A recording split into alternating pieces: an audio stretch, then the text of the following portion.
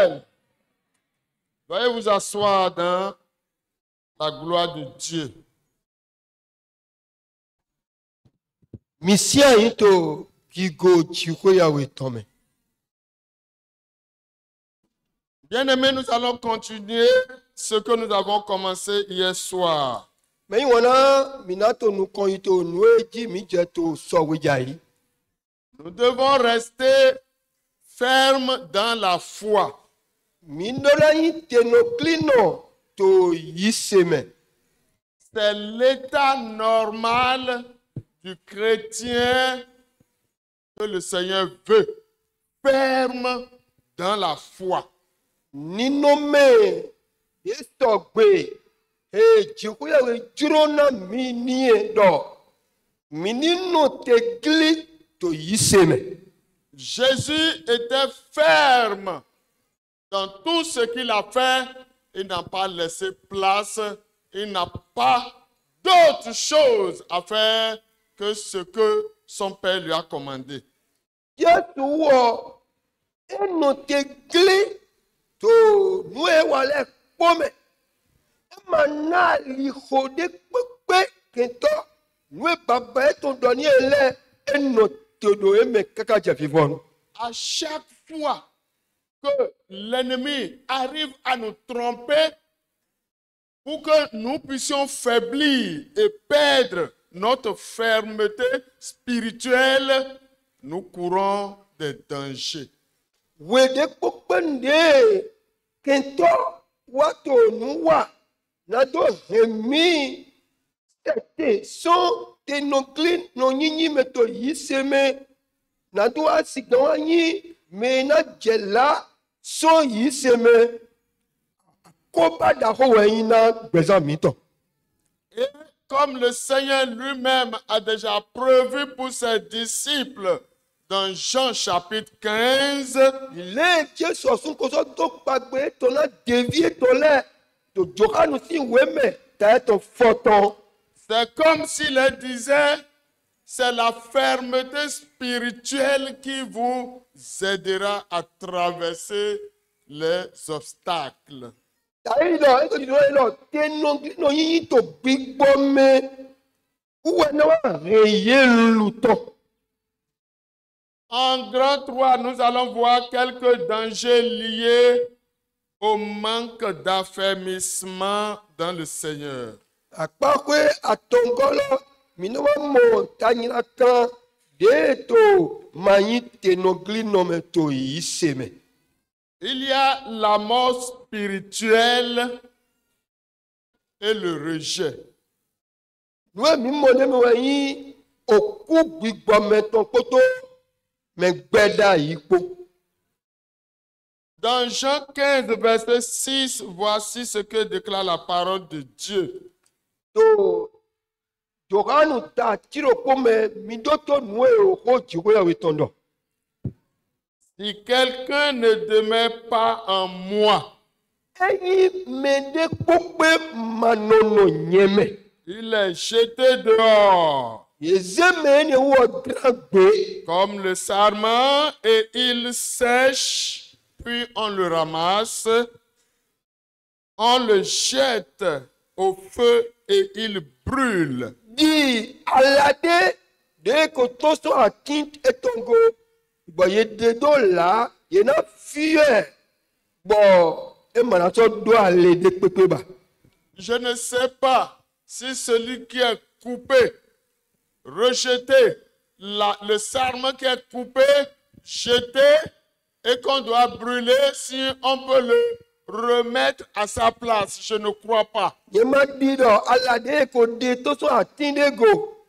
Bo e ko jela, bo e ku, bo e wa fie. Ye ganso amo ala ene bo ase tedo atinogo. Et Madimo.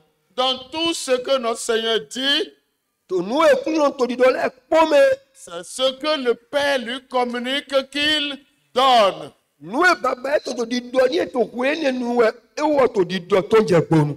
Excusez-moi, je voudrais demander au service de l'ordre de voir ceux qui sont assis, les pasteurs qui sont en train de se promener. Je ne dis pas nos pasteurs, hein, les pasteurs de demain, les Déborah de demain, les prophétesses de demain qui sont en train de se promener, aidez-les à venir prendre leur place. Nto fi gbɔn na do dzra gbe ŋlɔŋlɔ yeme to dzidzɔ wɔn wa ikpalɔ dzi lɛ dɔ yeme ne le gbɔ kple atɔsɔtɔ lɛ nyɔnu mawo zɔn atɔsɔtɔ lɛ de do di ta kpe gbɔn ikpa dzi lɛ mi kɛkɛ mi gɔkɔ na ye ni wa yi tɛ eto ebo sia yi. Ceux qui sont encore dans leur dortoir, Yeme gbɛ poto adɔtɛ eto lɛ visitez-les et aidez-les. mi dra ye kpɔ gbogbo alɔ na ye. Parce que là où nous sommes ici, Do fie mi te he nous sommes sous l'onction du Seigneur. mi ti to ami sisa dziko yawo tɔglɔ. Comme Moïse devant Dieu, quand il va là-bas, il est oint avant de quitter les lieux. Di mɔdze do mawu sinu kɔ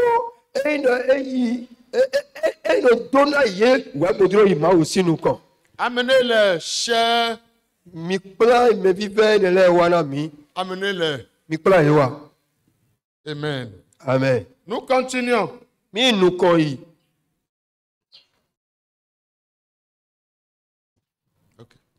Amen. Amen. Que tous les enfants sortent pour aller dans le lieu où on va les enseigner. Fififi lɛ Nos kpɔ. enfants. Hein? Nos enfants. Fi mi tɔ fifi lɛ kpɔ mi dze la na ye ni kpla mi fi de mi na dze kplɔ lɛ yi dzi te. Faites sortir vos enfants Mi ɖevi mi tɔ lɛ tɔ. parce qu'il y a des moniteurs qui veulent les aider. Na me kplɔtɔ lɛ to te mo na do gbɔlɔ na ye. Je disais, Ntɔdi la yi. une branche, Alade kpokpe un sarment qui est coupé de yede to so atingo. et qui va sécher Bɔn ekana hu. est destiné au feu. Bɔn ne ma sɔ kponi yɛ yeni fiyɛ. Comment on pourra le ramener sur le cep? Edo mɔ na wɛ yina to ago etsa do ati lɔ godo. Nous ne devons pas nous amuser avec les paroles du Seigneur. Mi ma dɔna ze oxɔ dziko yawo to lɛ do da yi hun na. Donc c'est un grand danger Ta nyina kan da xɔ de wɛ. si nous nous laissons séparer. Eyi mi kan so okun nogo. Ça va entraîner la mort spirituelle Ene wa dzi oku gbigbɔmetɔ. et le rejet même. Ema te yi ɖeke ɖe gbɔyele wa gbɛ wo yanyi.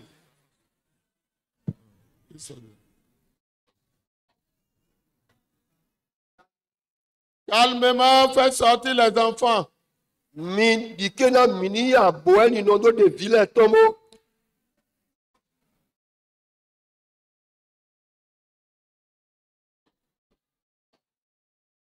Amen. Ami. Ne vous laissez pas à la mort spirituelle. Mi ma do mi de do na oku gbigbɔmetɔmblo. Ne faites pas ce qui va vous entraîner dans la mort spirituelle. Mi dike mi wa nue de kpokpe na dɔn mi yi oku gbigbɔmetɔmblo. Il y a beaucoup de passages dans la Bible We qui parlent de la mort spirituelle. òwe fɔ susu ɛtɔ bíbélì mɛ gbɔdɔ kó do òkú gbígbɔmɛtɔn dzi. Il y a des actes, il y a des dispositions du cœur. Quand vous vous laissez à ces choses, la mort spirituelle vous guette. Ninome de lɛ tín òwà de lɛ sɔ tín mi nɔ mi dzo mi de do na wà ɛ de lɛ mi mo nyuie dɔ òkú gbígbɔmɛtɔn tó wù do na mi. La Bible dit, Bíbélì dɔ ne vous privez pas de la grâce de Dieu.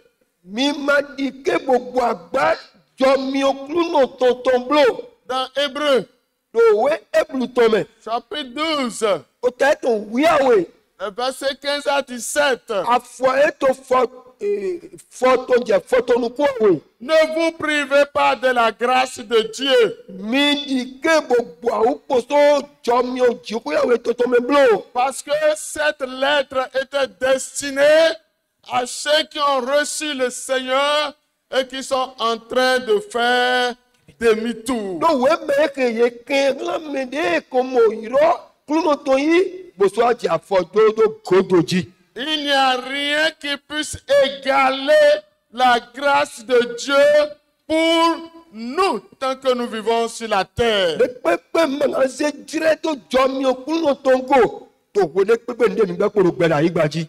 Dieu a mis tout dedans Jikuya we se le ko jomio lo me. pour notre croissance, pour notre efficacité. Non, we to aga mi to kuro mi to kan to kuro bo no tegli. Nous devons tout faire. Mi do ba si popo le po. Nous devons puiser dans la grâce. Mi do da o asisa so e ken jomio lo me. Vous savez que nous sommes sauvés par la grâce de Dieu. Mi nyu no ye we mi gbo yise Et bo jomio kulo to me we. Dieu a déjà prévu tout dedans pour nous. Bo we gene wo kulo ko so wule awuna le po de me na mi. Veillez à ce que personne ne se prive de la grâce de Dieu. Mi ko mi de na me ne pope ni mo agba o ko so jomio jiwe we toto me blo. À ce qu'aucune racine d'amertume Na ado vivede poussant des rejetons bonado de ala ok ado de to ne produise du trouble. ni ma wa wulu wa. Il continue en disant Bo wa to nu ko yi do. qu'il n'y ait point de débauché ni de profane comme Ésaü, Ni ma wa ni me mi je ni wa mi mo be to bre wa no tadi adono di Esau lui, uo vous le connaissez bien, mi nyu e kanji le frère jumeau est né le frère jumeau est né avec Jacob, o vi me de jije nu ko wa ko to aji Jacob à qui le droit d'aînesse était réservé. uwa yi me ho jiji me ho uo jiwete Mais à cause de ce qu'il est débauché, do e wa yi bre wa no utu à cause de ce qu'il confond l'or et le sable, de uwa manyo o de o sika po ko po uwa do je bi ulu to po il a perdu cette grâce, ce droit d'aînesse. ache me ho yi to ene wo e bu Et sur le coup, do fine trolo il a pleuré. e wa vi Mais c'était trop tard. amo avi lo e ma so ape jibo jira ndedo Si nous nous amusons e mi wa to ayi mu da avec la grâce de Dieu, po jo mi o jiwe we to po surtout que cette grâce nous a été donnée et que nous l'avons acceptée, ile ye kana jo mi lo mi we po mi so ki alo bo yi do si nous nous amusons avec cette e grâce, mi wa yi jo mi ene to ato ayi mu da l'exemple d'Ésaü nous serait appliqué. patire Esau to ina wa je gbesa mi to go Les gens diront, mere na to mais les pasteurs en parlent chaque fois. le poko to le kero do ho e to Les gens en parlent chaque fois. me le no do ye ko e we ma Comment j'ai été fou pour ne pas chercher à bien na comprendre. we wa huta dudo bo ma mun kunje nwe do me ile tego Karl Marx a dit au moment où il ne pouvait plus se repentir, comment j'ai été fou, j'ai été bête après avoir cherché, médité sur beaucoup dans la vie. Mais pourquoi j'ai négligé ce Jésus-là? wenu ene wa yi wenu bo jomi oloko gba gbogbo goe uya na je le ko na nta wa lulu si azo e do bo nususu jiwe nle ta me ko to we ni nta yi gbaji bo wa bo jomi o da ho nkogo Amen. amen Il a écrit beaucoup de livres. ka we susu de gros livres plus que la Bible. Wema dako de toru gam Bible yosun. Pourquoi il ne se réfère pas à ce qu'il a écrit et c'est le regret au moment où il ouvrait les yeux sur le feu. Weta bo wende wa je wenu e wa je e no konyu da yi na e wa to mi more to million de sinu kan. Si j'étais là, on va lui ramener ses livres et le placer à côté de lui pour voir s'il peut les lire. Eh no. Tro je na timbo ina be wema de kelele wa nu ko to. Bo ko no be ka khia ye. Son papa était pasteur Baba eto le gbo plateau eyin. et lui, son fils, Wo de yin vi a écrit un livre où il disait dedans, e kan wema de ye dodo. la religion est l'opium du peuple. Alors, si c'est maï, C'est comme une drogue. Vous connaissez l'opium, non? nous, autoton. La drogue là, opium là, c'est très fort pour endormir, pour détruire. Nous, ina nui, ina rien, amlo, de tokulo, ane damlo moi. Et il compare la religion à l'opium du peuple. Ewa se si c'est direto, nous go. Mais il a déjà vu un mourant. E kako wa okudonu. Nous devons faire beaucoup attention. Kile midula pai titengbe. Ça concerne chacun individuellement et personnellement. Mais kile ko do mi tere, e du meno kuropo. Bosoka mendo kuropo. Surtout que cela a été proclamé et que tu as entendu. Non, ye ko doe to wa ko se. Et l'auteur de l'Épître aux Hébreux avertissait les Hébreux pour que demain ils ne commencent pas par pleurer en disant j'étais à côté du bonheur, mais je l'ai raté. Wema ye meka wema la brule wa to di do. La brule do. Ye ni mo wa do e ko nyu e do nto adokun ti cheche mo wa gbo adokun go. Que le Seigneur nous fortifie. Kúrò ní gwara na mi.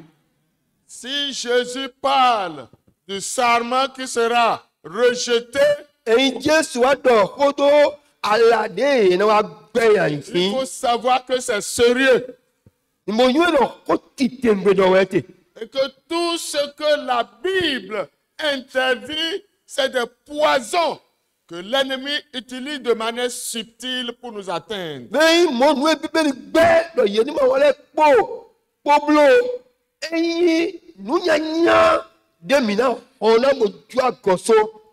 Vous pouvez voir aussi un danger spirituel dans le même livre, Mina mo Jean chapitre 15. ou gbigbometo de vomi de mina ki ato Johanu ta eton foton me. L'absence du fruit dans la vie d'un enfant de Dieu, ce n'est pas une bonne chose. Ye manando mo si gbigbometo to Christian de si gbezame tanyina kawe. Comme Israël n'a pas pu porter les fruits que Dieu escomptait, Dieu n'était pas content. Israel ma wa pe jibo ame si se de ma wo to nukundo do yesi do ina he. Et Jésus-Christ a utilisé ce manque de fruits pour donner une parabole. Jesu wa gbo awupo po ene de e gbo awupo bo wa to ke si se lo bo do do e ki olode. Quand quelqu'un plante des vignes, il a tout fait pour que cela puisse donner du fruit et ne voit rien. Il dit, cela, on va les couper. E wa do ko do jiklu no de goro. We ne jiklu no do jikpeto bo do jideme no to nukundo wa ino ni he sise. E de ma ka sise ina seria. C'est clair pour Dieu. E no ye do gbangba. Il ne peut pas mieux faire ce qu'il a fait pour nous. C'est le maxi qu'il a fait. Pardon? Il ne peut pas mieux faire ce qu'il a fait. Il ne pouvait pas faire plus. E manga so wa nde pepe hu gamo. Il a déjà tout fait. Yo o wa le po na ti lo ndo kan sise À chaque fois que nous nous amusons avec cela, we de ko pe ndemi ta hu da ko to ko ma u to ele po Hébreu dit que vous voulez crucifier encore le Seigneur, c'est ce que vous n'allez pas voir. oh e plus mo mi so jo fo Jesu ku e to satingo e yo eni lo wo mi mo na mo ene Ça, c'est le projet de l'ennemi, mais c'est trop tard. oh ene wo ki to me ke to e amo we nu ko fe do Il est mort une fois pour tous. e ku la do ko ge bo e fo Et nous le recevons une fois pour tous. Bon, mi to yi se do ko ge bo ko fo Maintenant, jinvie si nous sommes assez profanes, si nous sommes assez sages et intelligents selon la sagesse du monde, nous n'allons pas pouvoir en profiter. e mi te wa yi me de ma ti do nyoe o je to ti do me ma mo ko ja nugo o ya yi ko me si e ke yin nu iwa ma dike bo li agba nu iwa mo nkan to nbo À chaque fois que vous avez un don, utilisez-le pour produire du fruit parce que la grâce de Dieu est sur vous et vous aidera à produire du bon fruit. o de pepe ne mi mo nu na de yi so ku no de mi ze na o ku no na jomyo e mi do mo yi bo sa na ku no Utilisez vos dons mi ze nu na mi to na ji wo ya we pour que le Seigneur puisse l'augmenter. na ma o ni so to ji ze je na mi do go egbeso C'est le principe de Dieu. J'ai un don. Je commence par l'utiliser. Je connais l'importance du don. Je ne fais pas de n'importe quoi avec.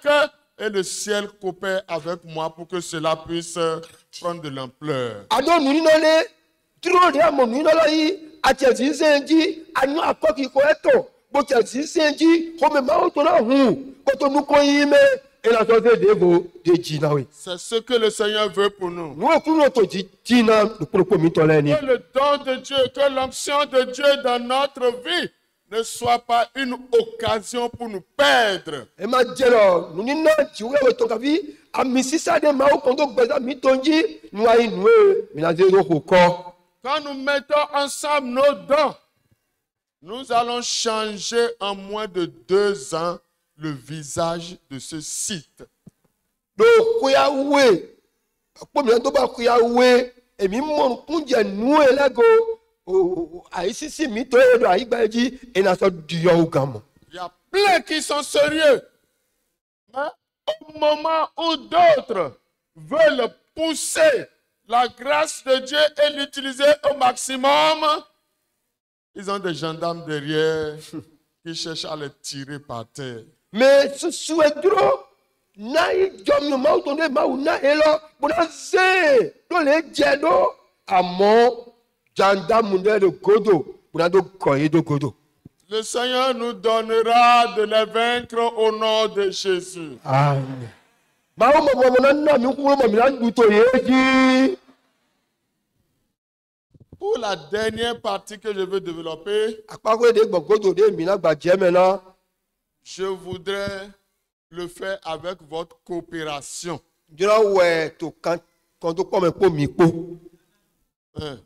Parce que c'est très Ah, important pour moi. bo mi na gbe gbon do mi Je ne veux pas que nous quittions ici ma jiro na mi trophy et que nous commencions par dire certains, Bon. on peut perdre le salut, certains, on ne peut pas perdre le salut. bo me na di do be ye he la he hun le gambu abi ye mu na he hun le gambu ma jiro me ni wa do mo Parce do que ceux qui vont dire cela, do me na do mo le parfois c'est ceux qu'ils ont récolté dans la bouche de ceux qui sont tombés et qui ne veulent pas se relever. do ele wo de do ye te e ko yin ko de bo ye o se to ye be ko ja yi so yi se me le de bo ye ma jiro le vojo Ils sont tombés parce que eux, ils sont conscients qu'ils sont tombés. Mais ils veulent répandre cette trouble-là pour affecter la vie de beaucoup de ye personnes. ja yi ye nyo do ye ja yi ye ma ka jiro le vojo bo ye jiro se ni no me ni wo bo na ma pe gbon file po J'ai partagé un témoignage avec les fidèles, quelques fidèles, il n'y a pas longtemps. De kunde na ekeyi ma aussi videle do e ma dendin. Ça va vous faire du bien aussi. E na wa dagbe na mi osun. Au Bénin, Do Benin. c'est passé au Bénin et à Cotonou. Lọ́jọ́ do Benin igbaji do Kútọ̀nù. Un prophète célèbre Oh, à une église.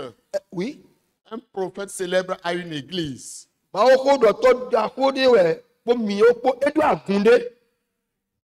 Et dans l'église, il y a des jeunes filles avec qui il fait ses commerces. Agun lo me agulivu le la tin agun lo me bo e no wa jo. Parmi ces filles-là, Do agulivu e le me il en a marié avec des frères de son église.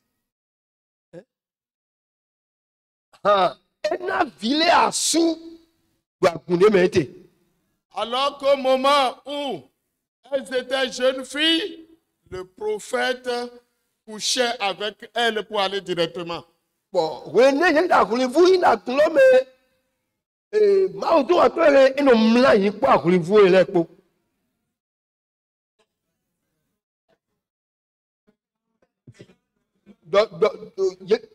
Yahweh gawe. Amen. Amen.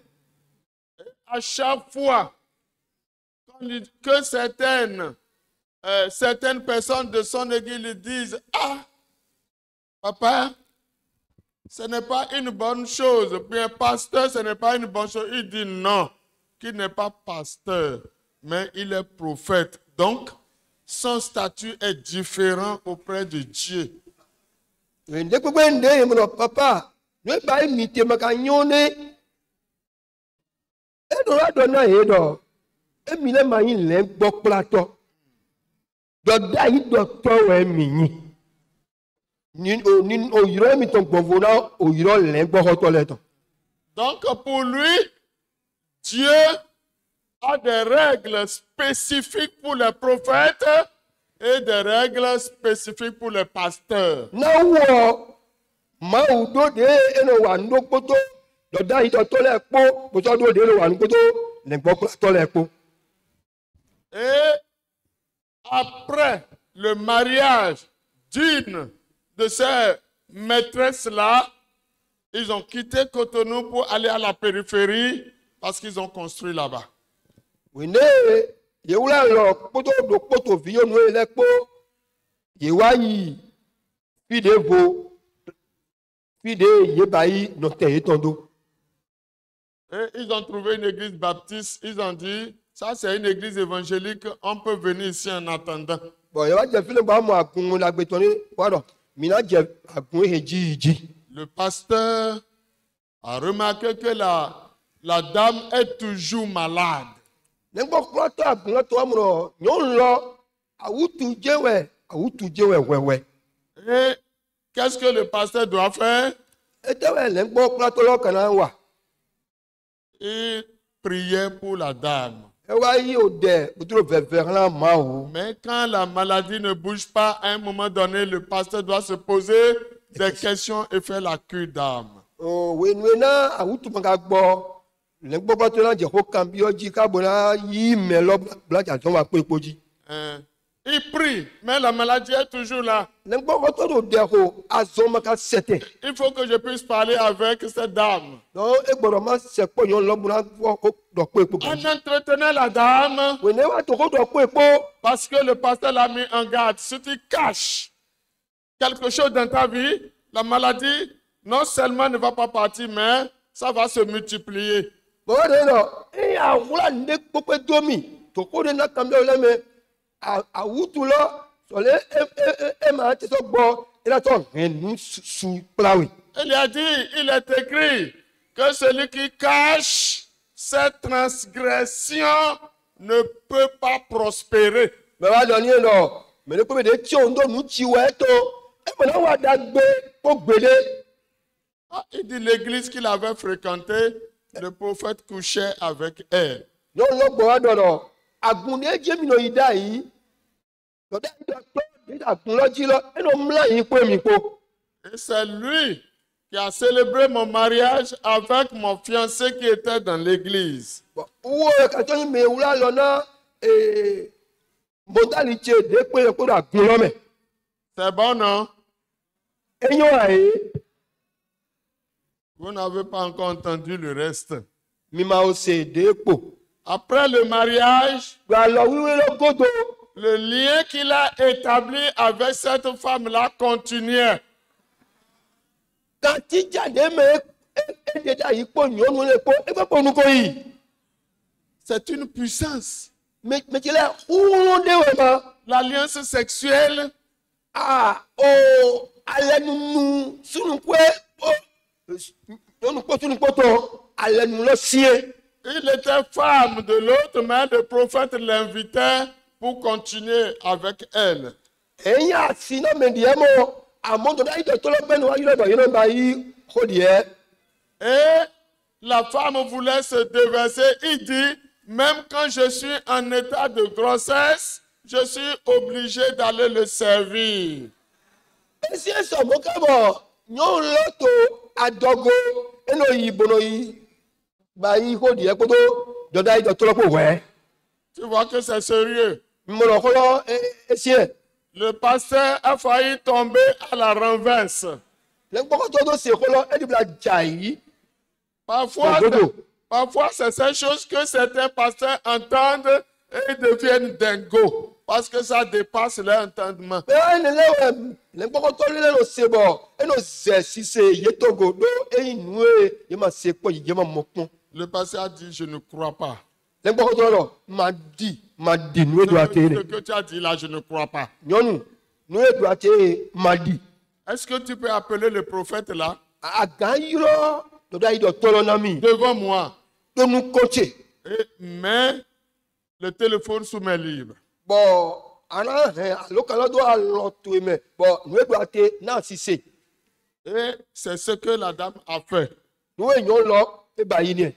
Quand le prophète a décroché, Nu na do da ide to lo e yi gbe na alokalo do ni do ho. il dit, bonjour ma chérie. Nu ki ke to na do do e lo. Bonjour, me yi wona che. Et il a Chérie che. elle a parlé avec le prophète et le pasteur a dit, maintenant, je crois que tu dis la vérité. Ba do ho ko do da ide to lo e we le go pa do lo. Di we ndi nu na ho di adona mi le. Si vous regardez beaucoup de communautés chrétiennes, et je n'exclus pas le EU, vous allez trouver ces abominations. Emi kun agunle do egbe mateto de eri se me amo mina mo nu wa chalo ele de me Abomination. nu osunu merci beaucoup merci osunu Que le Seigneur ne peut pas regarder. osunu de mawu mate ga po e ma ga po Et vous voulez que celui-là, mi joro mene qui est pur, qui a fait l'œuvre de pureté pour nous, puisse garder celui-là pour l'amener au ciel. me wiwe bo re do wiwe bo wa wiwe si azona mi ni igbina me mo nkan to lo ina bi ase we Non. gbere. C'est de ces choses-là qu'il est venu nous sauver et nous a donné la grâce. Prenez la grâce, marchez dans la pureté, marchez dans la sainteté pour honner mon ennemi qui trouble mon royaume. Nue ni la no e nwore mi si. Bwana mi jomio, do mi jomio do yi, mi jomio do wazo. Na mi do de kle ke toche. De ko do mi dida yi do, mi oglo bo mi huzu che kakado yi. Que le Seigneur nous fortifie. Kulo ni gwa lona mi. C'est avec vous que je vais lire, que je vais traiter la dernière partie. Prenez vos Bibles. Mi le po mi ko na ba si azon de gongo to mi de Bible mi to. Prenez vos Bibles. Il n'y a pas de sommeil pour les quelques minutes qui restent. Amlo mana tina teju pere de po ba na sa di mi se Bible mi to la ya lo me. Que les services d'ordre ne restent pas stationnaires et même dormants, mais surveillez si les gens ont leur Bible dans leurs mains. Aka isi mele mi mano churublo mi pono be mele de Bible ye tonton boze daga. Présentez vos Bibles. Mise Bible ni mitolete. Amen. Amen. Non, beaucoup ont de Bibles. Je vous félicite. Acclamez pour vous-même. Mais pour la Bible ndomi. Je vois qu'à l'œil, il y a beaucoup de chrétiens. Nyelo to iseno susu. Est-ce que j'ai menti? Ah, Yo laloya. ça, c'est très bien. Kwa titengbe. C'est pour cela qu'en lisant ensemble, nous pouvons conclure ensemble. Ewa so mindo kikia to po me mina wa sesi kwena to po. Prenez vos Bibles à chaque fois, vous allez l'ouvrir à la page qui sera demandée. Mise Bible mito bo hundo fide nandolo mini hundo. Et je veux 2 bons lecteurs. Bon ndro nu kia to de no kia nu cheke awe. Un en français et un en goût ou bien en fond. Mais no po to zo jagbe kikiame. Mais no po to gungbe kavi fongbe kikiame. Je demande au service de logistique de nous donner 2 bons micros. Na bioson yeme to wa omozon lero ye na mi ovan enyo ganji awe. Lecteur en français, venez. Mais na kia Bible na mi to zo jagbe me. Et qui va bien lire, il faut Bona pas kia avoir peur. ganji niwa Très bien. niwa nu. Lecteur en fond ou bien en goût. Mais na kia na mi to gungbe kavi fongbe me niwa melopo.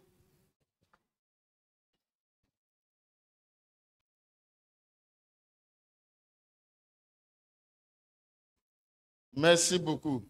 Venez ici. Niwa bo. Vous allez travailler avec moi. Quelqu'un reste ici, quelqu'un reste ici. Quand je vais dire le passage, We nuna nando we on va le lire en français et en même temps en goût. mina kia to zo jagbe me. Mona to kia to gungbe me. Et vous, chrétiens de l'œil, vous allez ouvrir vos pages dans ces passages-là. Bon mi leta isisi lo mina we mi to le do fide na kia we te de. Parce que nous sommes en train, nous allons écouter et lire ensemble. Do mi to azoloko mina mbuna kia do po na se do po. Premier passage, We ka kia tito Hébreux, chapitre 3, les versets 12 à 15. ebluta to afo ya we je foto. On se patiente pour que tout le monde puisse l'ouvrir à la page demandée. Mi bona me po ni bo hundo fide ye cambio mi. Versets 12 à 15. Ebluta to afo ya we je foto. Est-ce que vous avez trouvé le passage?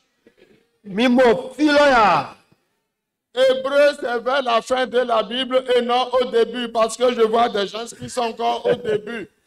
Eblumado bibelu vivonu eje vivonu ete. Parce que quand vous prenez la Bible, vous cherchez Hébreu. Au début, là, on sait de quel genre de chrétien tu es déjà. Eyi ati bibeli bo na humbro eblu na humbo je bibajiro bibelu yo christian me le anyi koko. Puisque on va lire ensemble, donc il n'y a pas de sommeil. Donc me pola ki ado po eloyin no amlo mana tini.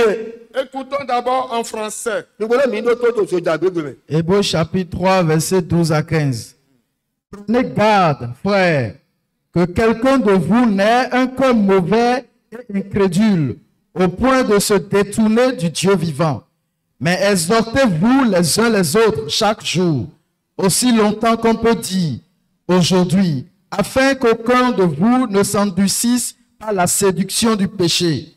Car nous sommes devenus participants de Christ, pourvu que nous retenions fermement jusqu'à la fin l'assurance que nous avons au commencement. Verset 15. Pendant qu'il est dit, aujourd'hui, si vous entendez sa voix, n'endurcissez pas vos cœurs comme lors de la révolte. Que l'Éternel bénisse sa parole. Amen. Vous entendez là-bas? Mi lo ti tero so. Ok. Mikpa imidego meme sunu emi. Na ika nyina kama iseton Nika tin to mi mede pepe mi. Nado ison jikwe we ugbenu de. Shiba mi nino drako medona mi no zo. Egbe so. Were na yeto yiro egbe. Na mede pepe mi ton nika ren. Aika eton sinye bon. Oklo nyina do ton dali. Na ye ko remi zoom. Makata krisiton. Eni miule ge dodo. Tudido mi tonton go gri kaka je opodo afofoton.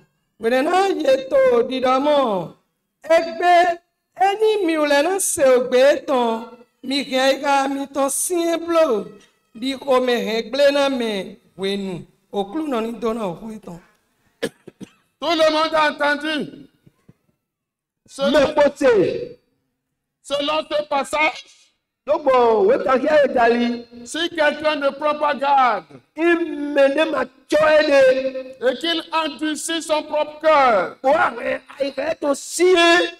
et il laisse le péché le séduire, Wa jo ina dodo bo ekole. il va hériter de la vie éternelle. Na du groupe be ma no koto. Ah bon? Aha. C'est comme ça que vous avez interprété. Mo mi no holomo. Il ne prend pas garde. Pai. Et chaque fois, il s'endurcit par le péché.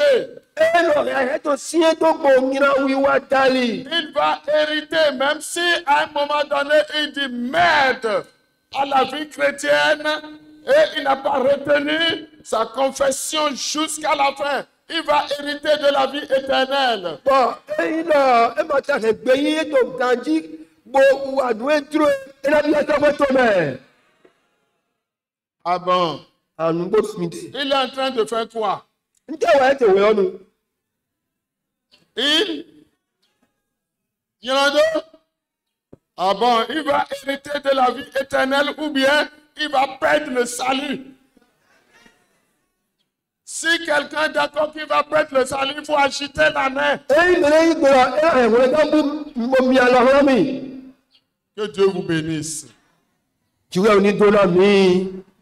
Si quelqu'un parmi vous ne veut pas prendre garde, et il quitte ici, il sait que quand il va quitter ici, les programmes déjà établis pour pécher, il va évoluer dedans.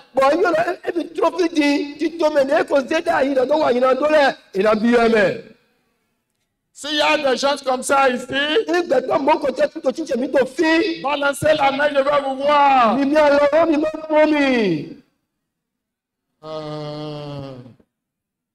Vous êtes bénis au nom de Jésus. Donc, notre fermeté doit nous amener à prendre garde et à fuir le péché. Et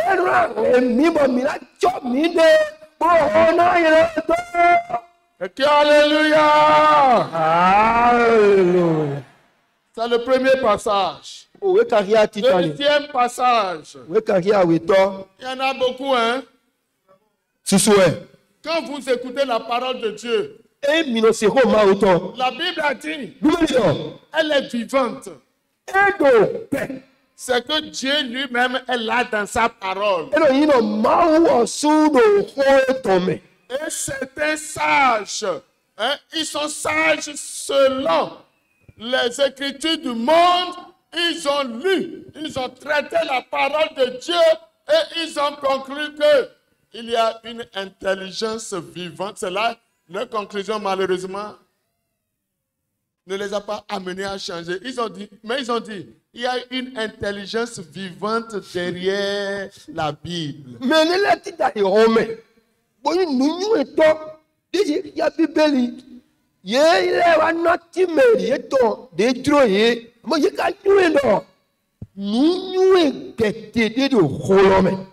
Alléluia. Si le païen témoigne qu'il y a une intelligence vivante derrière les Écritures, et toi, il faut que tu plonges ton regard dans cette parole vivante pour que chaque jour ton onction puisse augmenter. Maï c'est non. Mais maï Jésus et de pour moi quand on maï tongoro. Nous bêtés de nos mais ne moi y a pas des fois mon rôle c'est que m'a donné si nous commis dans mais bon fait bon clic. Donc la Bible, ce n'est pas que tu dois la mettre à côté de l'oreiller et les jours de culte tu vas le sortir pour enlever la poussière. Mais elle doit être dans ta bouche tous les jours comme Dieu l'a recommandé à son serviteur Josué. Ben mon Bible na yi nu anaze do apotinji bo e ya ba je church anaze bu na susu afuntutu so ego eyo anayi ena nu ana lo kikia onutu na kikia egbeso ile economic gbedide tono. Sinon, tu vas fatiguer les responsables, les représentants des pasteurs, les pasteurs. Ils vont prêcher, mais ça ne te servira de rien quand toi-même tu ne lis pas la parole de Dieu. Do ana ya gbo pe ma o ko do tole le gbo pa tole de to ko lo do kle so we le ponu ana ya gbo pe do je utu amuno sia yo sumro zeko lo muno kia. Deuxième passage, Hébreux chapitre 10. O we kan ya we to e plu ta to awo. Hébreux 10, tout le monde tourne sa Bible dans Hébreux 10. Les versets 35 à 39.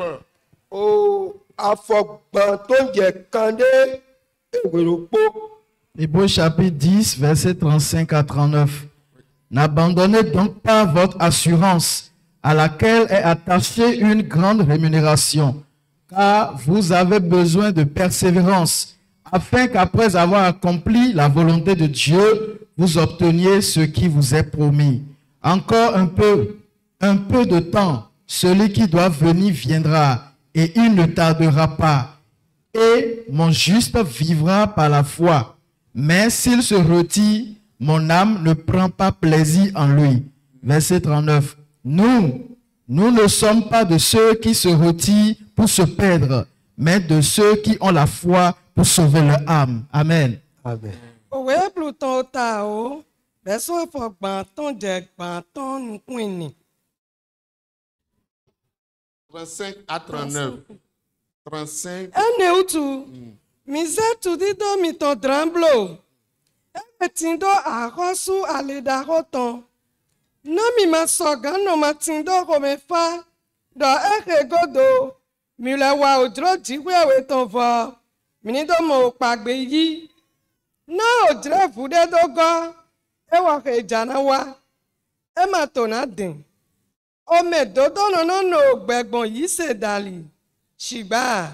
Eyi mere pepe ju ago igodo. Aikachema na tindo. Ome hundu egogba. Afogban tonu kwini. Shiba. Miule matinto yereto agojo igodo glan. Tidomele megba. Adavo yere yise glan. Onlega airaton. Amen. Amen. Selon ce passage, Bon, we kan ya dali. celui qui ne persévère pas Même tienli. et n'attache pas son cœur à la parole de Dieu où il y a une grande rémunération, Bon, ma kaze ke ton tedo oho mautongo. Hode me aleda horo te komite. et il se retire lui-même. Bon, où tu no dois godo na ede. La Bible dit, est-ce que la Bible dit ici que Dieu est content de lui? Be bibi no fi jiro ko me mauto na hondo ego ya. Et l'auteur dit ceci, Bon, me ka we do. ceux qui se retirent vont perdre leur âme. Ye me no dois godo le. Era le alito e to bu. Mais lui, il dit qu'il n'est pas dans ce lot où les gens se retirent pour se perdre. E wa do mi le.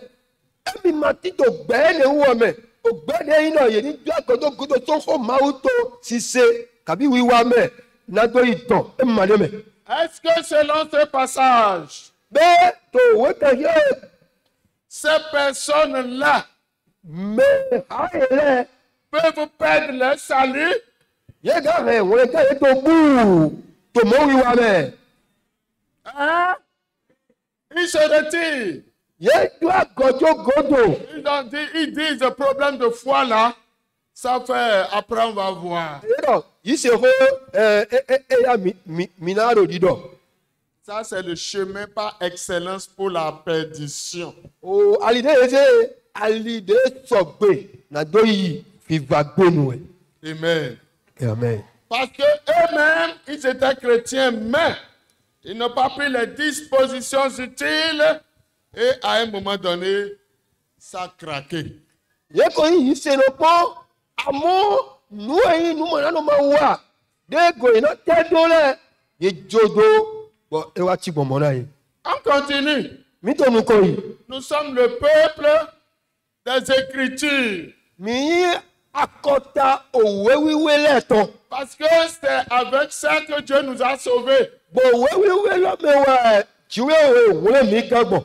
C'est dans la Bible qu'il y a les secrets que Dieu a mis en réservation pour chacun de nous. Bíbélì mɛ wɛ nu bíbélì de ma se wɔla láti gbɔdɔ bíbélì mɛ wɛ te.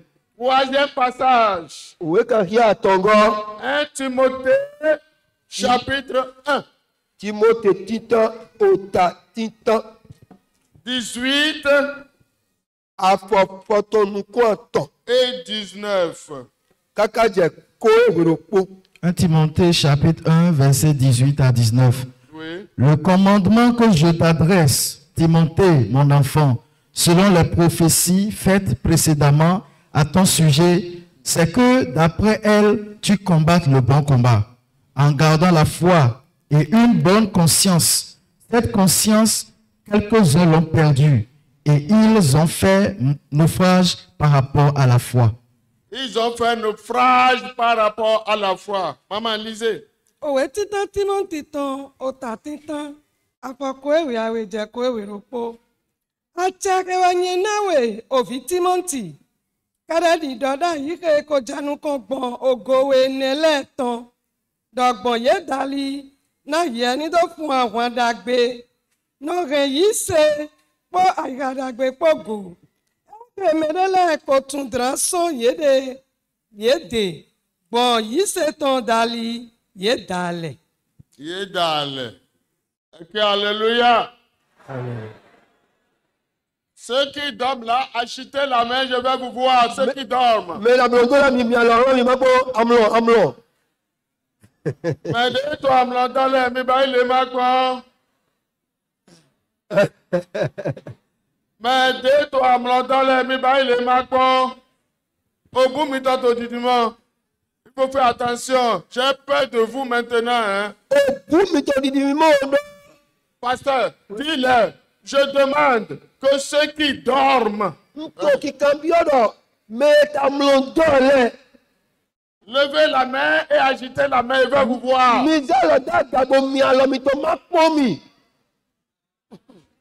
Ah mon nom. Donc sûrement c'est le Adja. Les Adja, parce que c'est pas les Adja. C'est pas Adja. Mais des bails à l'olé. Ou bien c'est les gens de Aboulé Egba. On va reprendre. Je dis, vous qui dormez là, agitez la main, je vais vous voir. Mi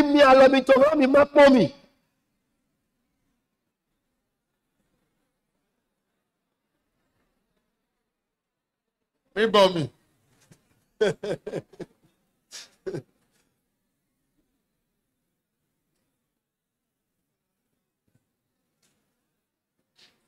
Vous qui dormez,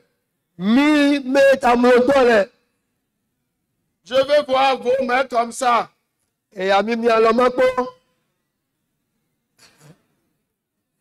Venez ici. Et yo, mi me trop bas, mais pour nous confie. Vous qui dormez là, venez. Mi à mon mi wapi.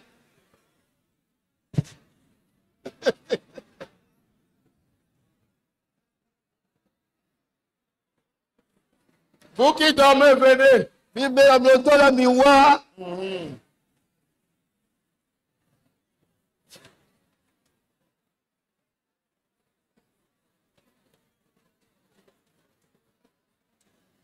Pourquoi vous dormez? Ma tambia mi no. Ita utu mi na mlondo. Pourquoi vous dormez? Ita utu mi na mlondo. Madame, là. Et le manuel. Hein? Ita utu mi na mlondo. Malala, encore domitra. Mi hode ami. Mi no ko le mi. Ero ya ta do amlondo ya ta do mi. Le sommeil la dérange. Le sommeil te dérange. De prier pour elle. Venez prier. Sinon, vos fidèles dormiront toujours. Venez prier. Le bon toi mi wa ko de na vi mi tole. Do amlondo ya do na ye. Et amigo de naïe.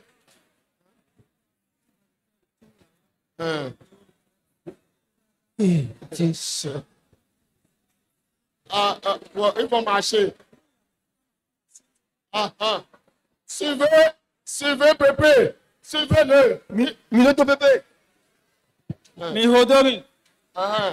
Mi hodo Pépé. Et mi hodo Pépé.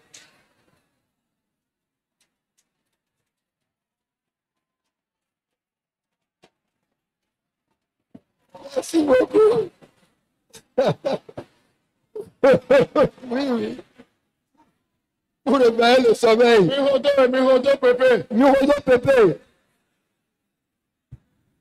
Pépé, mon dame là. Pépé, mon dame là, mi hodo. Mi hodo.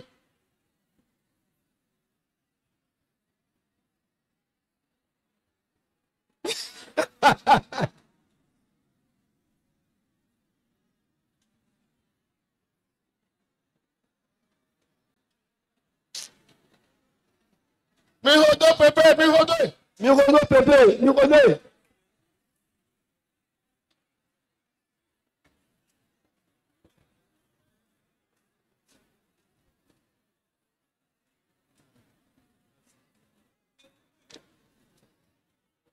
Le sommeil est parti ou bien il est encore là? Comme le coyou, t'as bien pour le fleur. Oh yeah! Applaudissez pour vous-même. Mon ami, Maintenant, allez à votre place. Divier, mi boy, mi tolème. Ce que vous allez faire désormais, Nous, mi là, toi, divier. quand le sommeil vous prend, Et à mi. Pépé vous a communiqué l'onction pour le vaincre. Pépé, qu'on a mis à Mississa dit, bah, Mississa, elle a nommé de noms de Bawaton. Il suffit que vous vous levez Nous, pour faut quitter. et que vous sautez un peu tout autour et puis le sommeil va vous quitter. Pour qu'il s'appelle pour amener Mido. C'est ça l'onction. À Mississa, Dieu vous bénit. Maman, donne Milo. La foi Yisse. fait naufrage. Wato. Aïdje. La foi qui a fait naufrage. Yisse de Jaï. Écoutons. Écoutons. Est-ce que cette foi-là va amener au salut? Yisse de écoutons. Elle a le meilleur. Regarde. Donc, si votre foi fait naufrage, Il a yisse mi to écoutons. vous perdez le salut. Mina, regarde mi to bout. Bléou. Il a bleu. C'est très important, bien-aimé. Mais tiens, nous quoi, Titengue. Ne vous amusez pas avec l'ennemi qui est caché et qui opère dans le secret. Mimaï, mi da un peu qu'un de au oui, mais. Pour nous, oiseaux de oui, mais. Marqué mini, mini, da un peu pour. Que le Seigneur vous fortifie. Nous, n'y to gala mena mi. Quatrième passage, 1 Timothée 6. Oui, car rien n'est temps. Timothée Titan, Ota, Tiroko. 1 Timothée 6. Timothée titan ta tirokpo. Vous lisez le verset 10 et ensuite les versets 20 et 21. Là qui a à fois haut, voilà qui a à fois oui attends. Voilà qui a à fois konkunoko. 1 Timothée chapitre 6, verset 10. 20 et 21. Ouais. Verset 10.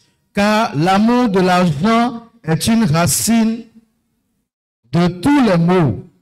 Et quelques-uns, en étant possédés, se sont égarés loin de la foi et se sont jetés eux-mêmes dans bien de tourments. 13. Non, Ver- 20. Verset Ouais. 20. OK. Ô Timothée, garde le dépôt en évitant les discours vains et profanes et les disputes de la fausse science dont font profession quelques-uns qui se sont ainsi détournés de la foi. Que la grâce soit avec vous. Amen. náà wọ́n yín àpótò ẹ̀ àdó wa lọ yìnyín lẹ́ẹ̀pótò ẹ̀ka ìwéré náà gbẹ́tọ́ yí inú kúnkẹ́ tó tò títí pé yébú àlìsàn yìí sèmi kò sọ yìí kò mí gbélé ṣùṣù tó sọ̀gbọ́n yéde àpọ̀kù. Timothy kpọ́ ẹnìkẹ́ yé náklẹ́wé gò nọ̀dá kpaná òhó vọ́ kpọ́ òhó gbólókpó. Bọ́ọ̀nù ti dán òhó nùnúẹ̀ tọ̀pọ̀ kéèyé yí lálódó yírọ̀dọ̀ mọ́. 21, oui, 21. 21. Ẹ̀kẹ̀mẹ̀ délẹ̀ yíyí gbéná kò bú àlìgbọ̀n yìí ṣètàn dàlì. Òjò mi ò ní tí ì tó dèwì níṣẹ́. Amen. Amen. Celui qui s'égare loin de la foi, Mais il s'est en celui qui s'égare espion. loin, Bon, et d'ego, il s'est haut. hein, il s'est éloigné de la foi. Et classon, il s'est go. Il s'est détourné de la foi. Et les costons, il s'est go. Est-ce qu'il peut atteindre le lieu du salut? Mais les gars, ils ont les gars. Il a ainsi fait quoi de son salut?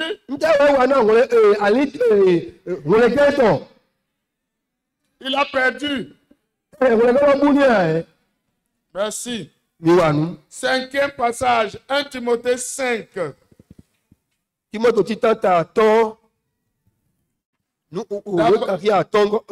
Timothée 5, verset 8 et ensuite verset 15. Ouais. Et Bon. ensuite 15. 1 Timothée chapitre 5, verset 8. Si quelqu'un n'a pas soin des siens, et principalement de ceux de sa famille, il a renié la foi, et il est pire qu'un infidèle. Verset 15. Car déjà quelques-unes se sont détournées pour suivre Satan. Amen. Amen. Go. Ṣìgbà ẹ̀yin mẹ́ta máa wúlò àwùdá yìí ní ètò títí lẹ̀ fún mọ́nà òkú do ètò lọ súlẹ̀ ẹ mú yìí ṣe lọ ẹ sọ nyina hu mà yìí ṣe nù. Ah. Nà mẹ́rẹ́ lẹ kó jó àgàn kó tó sátánì tì bíe. Celui qui suit Satan en se détournant de Jésus, qu'est-ce qu'il a fait? Mais les costons, Jésus, Godo, Satani, Ntawewa, Il est perdu. Ebouali. Ebou. Amen. Amen. Celui qui ne prend pas soin des gens de sa famille, un papa, une maman, qui ne prend pas soin de sa famille immédiate, de sa famille qui l'entoure, c'est-à-dire papa, maman, alors qu'ils sont déjà vieux, il ne s'en occupe pas. Lui, il achète toujours des véhicules de dernier cri et des habits chers, alors que papa et maman ne mangent pas.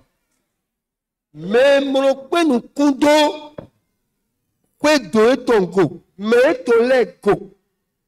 Papa, maman, bon, où on ino, ni comme moto vepe, ni doit avoir de me, ni belido, nous moto ton wiwa, et mayon.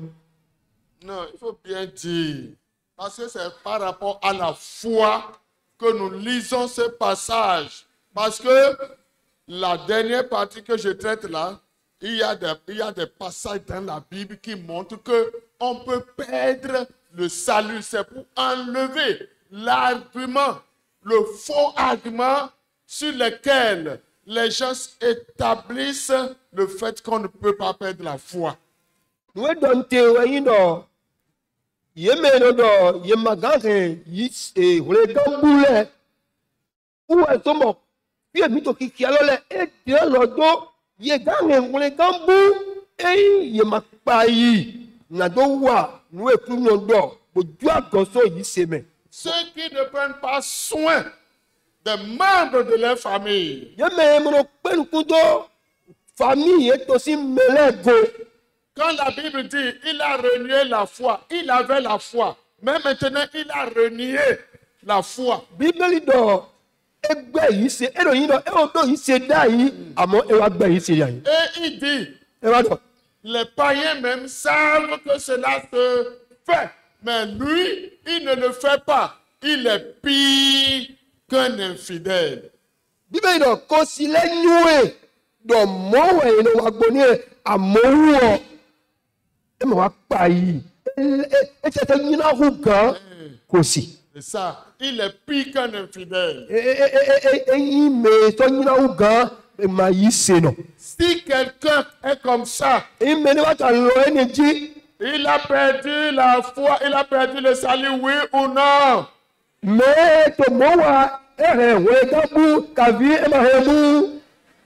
Au moment où il fait ces choses, si Jésus revenait, au moment où il ne prend pas soin des gens de sa famille, We never to mowa bo mapai o me we to gbele go bo mowa bo Jesu wawa. il va aller au ciel. Ina ise ho ya. Que Dieu nous garde. Ti we ni hola mi. Le dernier passage, We 1 Corinthiens 9, verset 27. we ka ya de godo. Ko ti tita o ta chene afo to gba we ato. 1 Corinthiens chapitre 9, verset 27.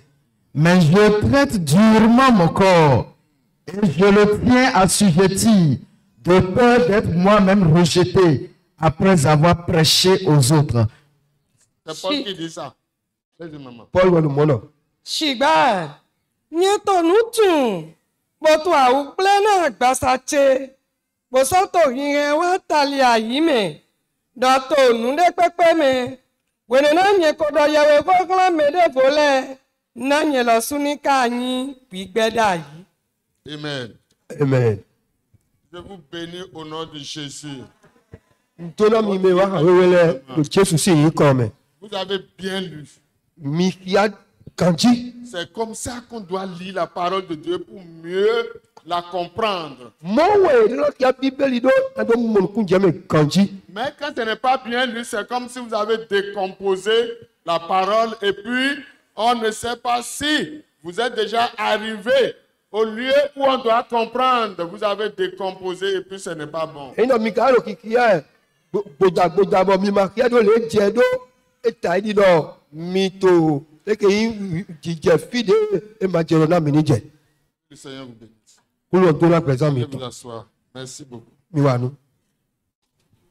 Voici ces passages. Il y en a beaucoup d'autres, mais j'ai sélectionné ces passages-là pour qu'ensemble, nous arrivions à une conclusion. We ka kia susu aso ti mo ndegele bo kia na mi do nyue bo goa de mima do kondo po do po me. Pour qu'ensemble, nous puissions dire, Na mi do no po bo adodo. c'est la parole de Dieu qui atteste que le chrétien qui ne prend pas garde à sa vie et qui s'amuse avec ce salut précieux que Dieu nous a donné, ça peut être un danger. Le salut là peut être perdu. Do o khoma u to tede ji do mele pepe de ma pa yi e de go bo aze yi se tontro ai hunda ile o ko ele dodo e na re won gambu Paul dit, Paul wa do lui-même, le grand prédicateur, o me ye ko to da ho Il dit qu'il tient son corps assujetti. Et non, emi no rien agbaze emi to wa talia yime.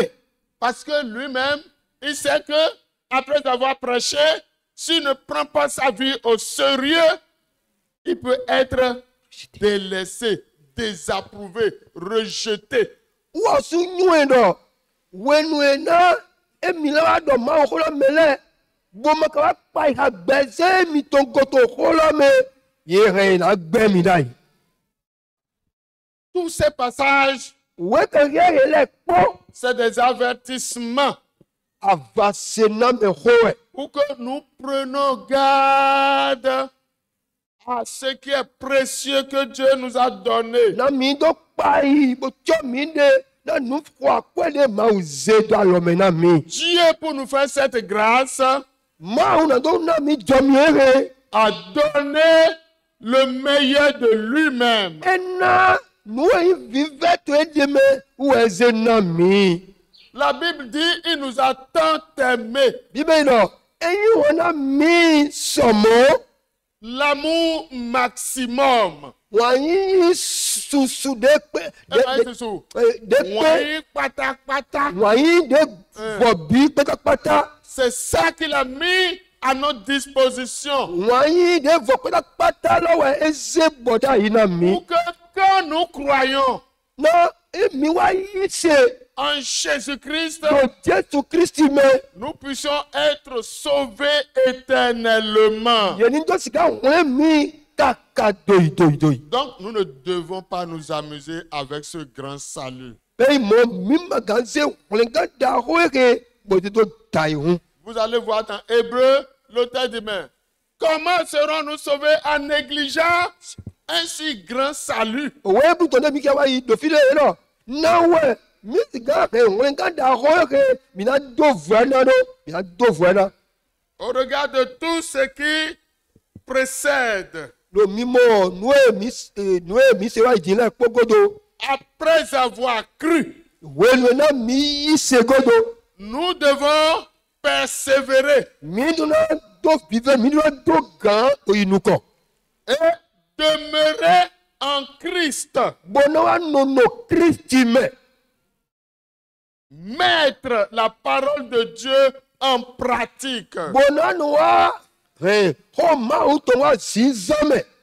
Parce que c'est dans la pratique que la foi prend racine et produit de bons fruits dans notre vie. Do mena mi to rin re ko lo bi ba si me we yi se eno sia yi bolo si se ba eno mo. Et c'est ce que Dieu veut pour chacun de nous parce que l'Église bientôt sera enlevée. Nu ajiwe ka dinti na do kuro mi to ni ena zane ago ina wa be so ayi gbaji.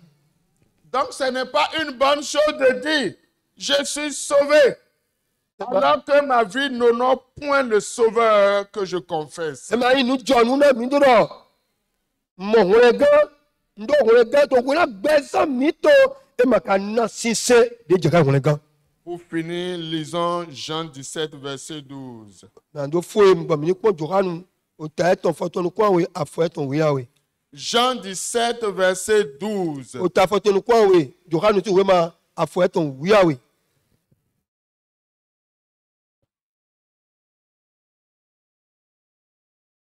Laissez-moi lire cela ici. Mi bo na yen so ma ki ato fi. Jean 17, verset 12. Johanu ta foto nu kwa we afo eton we awe. Lorsque j'étais avec eux dans le monde, Wenu na nti to ayi ho me po ye po. je les gardais en ton nom. Nuno wula ye do nyi ko to eme. Et aucun d'eux ne s'est perdu, De pope to yeme mabu. sinon le fils de la perdition, Eyi me de wa buje we be ovi di donton we.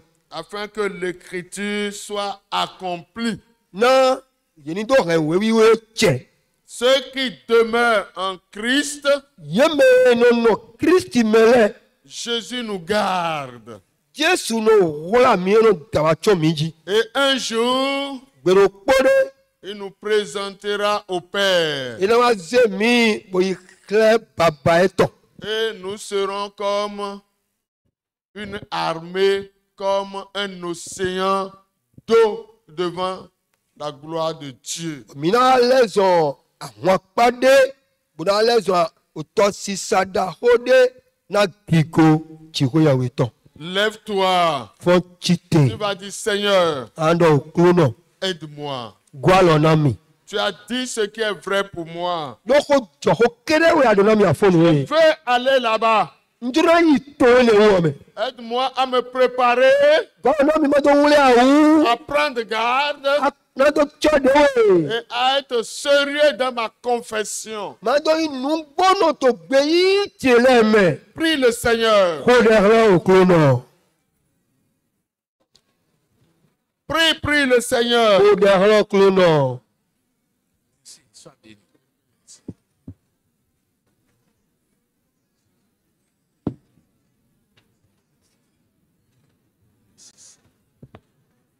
Hold there. Prie.